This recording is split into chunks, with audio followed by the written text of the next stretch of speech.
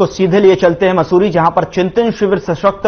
शिविर का समापन सत्र, और समापन सत्र में सीएम संबोधन कर रहे हैं। और सीएम धामी का संबोधन क्या कुछ कहा, ये आपको सुनवाते हैं।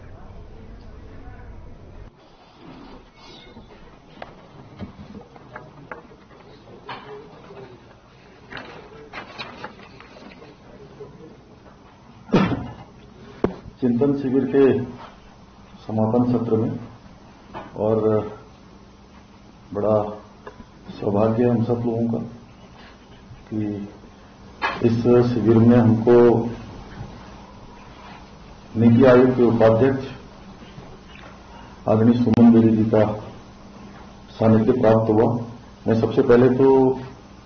पूरे उत्तराखंड के 1,25,00,000 भाई बहनों की तरफ से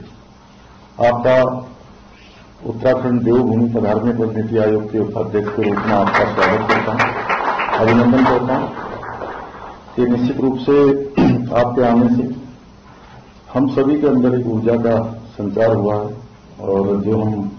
योजनाएं बनाएंगे, जहां प्रधानमंत्री मोदी जी का लगातार हमको आशीर्वाद और सानिध्य और उनका सभी योजनाओं में हमको समर्थन प्राप्त है। यहां के विकास के लिए लगातार वो स्वयं समीक्षा करते हैं, लगातार चिंतित रहते हैं।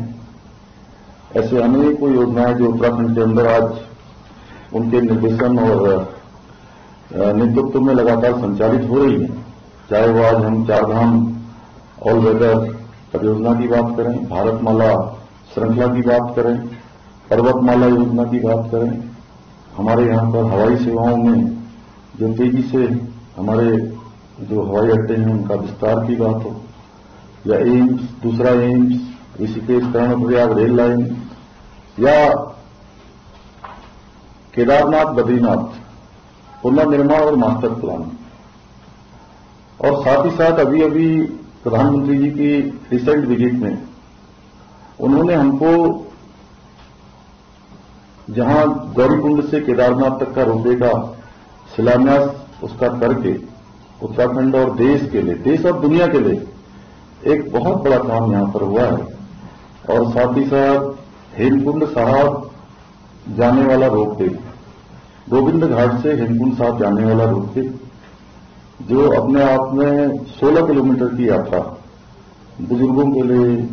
अस्वस्थ लोगों के लिए बहुत कठिन होती थी, वह यात्रा भी आने वाले समय में बहुत सरल हो जाएगी, आसान हो जाएगी।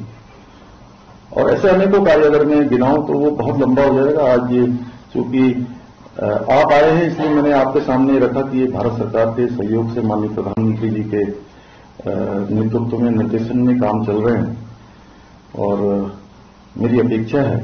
उत्तराखंड का मुख्य सेवक होने के नाते कुछ बिंदु हम लोगों ने आपके सामने रखे हैं।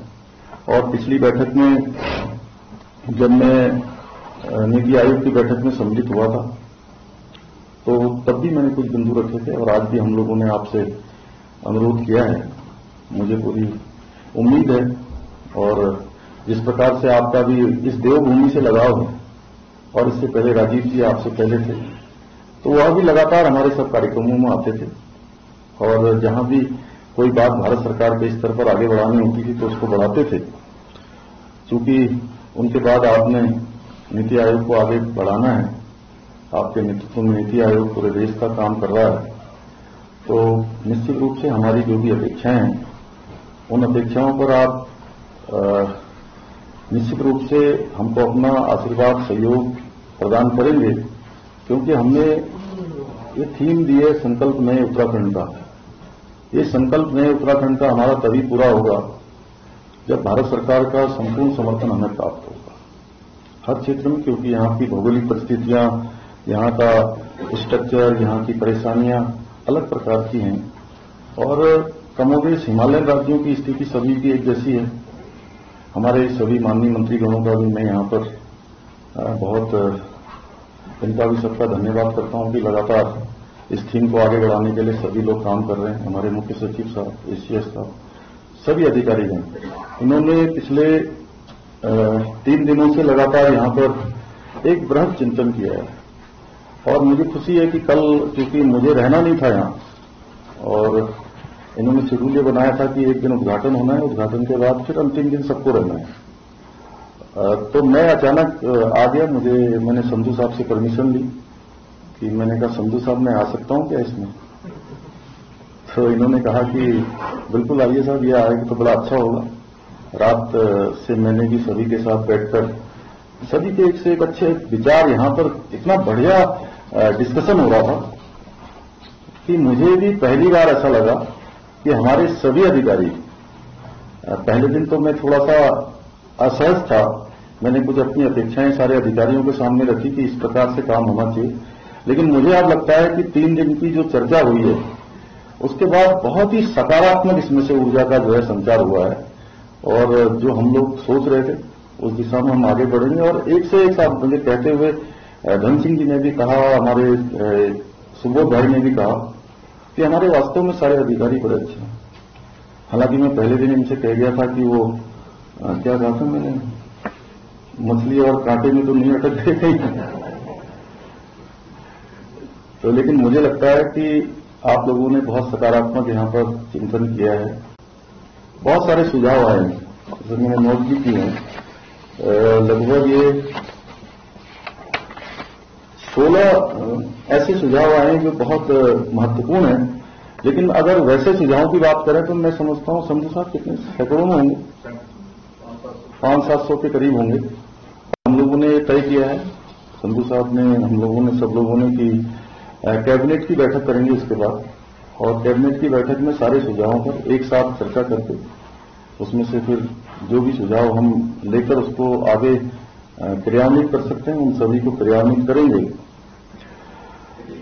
जहां तक प्रश्न है, ये हमारा जो चला है शिविर, सभी लोगों ने अपनी अपनी बात, अपने मन की बात को साझा किया यहां पर, और मैंने भी आप सब लोगों के सामने अपने मन की बातें साझा की हैं। तो अभी हम लोगों को ध्यान देना है, मैंने और महाराज जी ने एक दिन पंचायती राज विभाग की बैठक ली थी, और पंचायती राज विभाग की बैठक में हमने जहां सरलीकरण की बात लगातार हम लोग कर रहे हैं, सरलीकरण, समाधान और निस्तारण,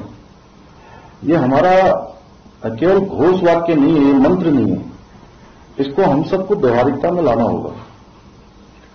और हमारी जो ग्राम सभाएं हैं वो मजबूत कैसे हों, आदर्श ग्राम सभाएं कैसे बने, क्योंकि चाहे प्रदेश का विकास हो या देश का विकास हो, ये तभी आगे बढ़ेगा जब हमारी सब ग्राम सभाएं मजबूत हो, जो सबसे निचली इकाई है। और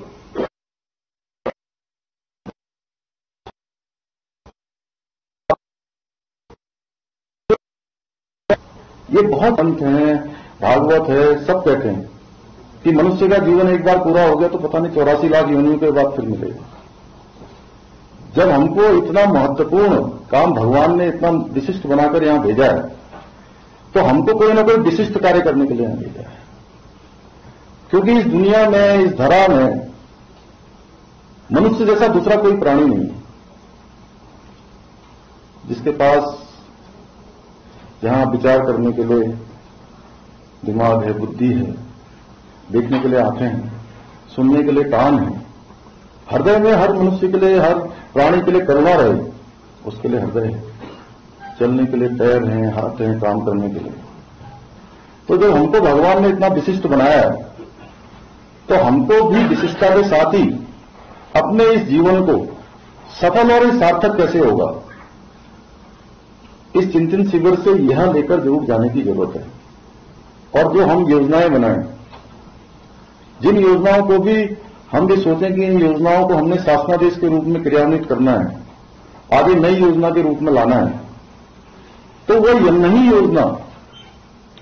क्या समाज के अंतिम छोर में खड़े हुए व्यक्ति के लिए कितनी उपयुक्त होगी। क्या हमको खुशी नहीं होगी कि हम ऐसे लोगों के जीवन में कोई रोशनी देने का काम करें, उम्मीद देने का काम करें, उनके जीवन को बदलने का काम करें, उनको रोजगार देने का काम करें, उनके पास तक सुविधाएं पहुंचाने का काम करें। अगर हम ये कर पाए तो मैं समझता हूं कि बहुत बड़ा काम होगा। बहुत सारी योजनाओं के बारे में हमने यहां डिस्कशन किया है, और मैं सच बताऊं तो मैं जिस दिन पहले दिन आया था संधू साहब, मुझे इतनी उम्मीद नहीं थी, और हालांकि मैं हमेशा सकारात्मक सोचता हूं। आपने देखा होगा, चाहे कोई भी परिस्थिति हो, आपने मुझे मुस्कुराते हुए देखा होगा। ये कोई मेरी बाहर की मुस्कुराहट नहीं है, ये हमेशा से ही मैं प्रसन्न रहता हूं। लेकिन मैं जिस दिन पहले दिन यहां आया उद्घाटन के दिन चंद्रराम दास जी, तो मुझे नहीं लग रहा था कि इतना सकारात्मक ये माहौल बनेगा। और आप लोगों को मैं देख रहा था उस दिन, क्योंकि पहले दिन सब लोग दूर दूर से आए थे। लेकिन आज मैं जब सुबह मिला नीलम जी, तो मुझे वास्तव में लगा कि बहुत ही परिवर्तन हो गया और बहुत हम सकारात्मक दिशा में चले गए। मैं बधाई देना चाहता हूं सभी को, आप लोगों को, कि आप लोगों ने बहुत शानदार ये आयोजन किया है और इसमें से निश्चित रूप से अमृत निकलेगा। और यह अमृत हमें तो जो हमारी थीम है 2025 की सशक्त उत्तराखंड की थीम, उस थीम को अवश्य पूरा करेगा। उसके लिए देखिए, कुछ हमें जो माननीय प्रधानमंत्री जी की फ्लैगशिप प्रोग्राम है, उनके कुछ चुनिंदा विषय हैं। मैं चाहूंगा कि वो सारे ही विषय हमारे सभी जिलाधिकारियों तक पहुंच जाएं, उन पर ठीक प्रकार से काम हो जाए, सभी विभागाध्यक्षों के पास, सभी सचिव महोदय के पास वो सारी चीजें पहुंच जाएं, जिससे कि उन पर ठीक प्रकार से काम हो पाए। और मैं यह भी चाहूंगा कि आपसे मैं अपेक्षा करूंगा कि हमारे जो आला अधिकारीगण हैं, मैं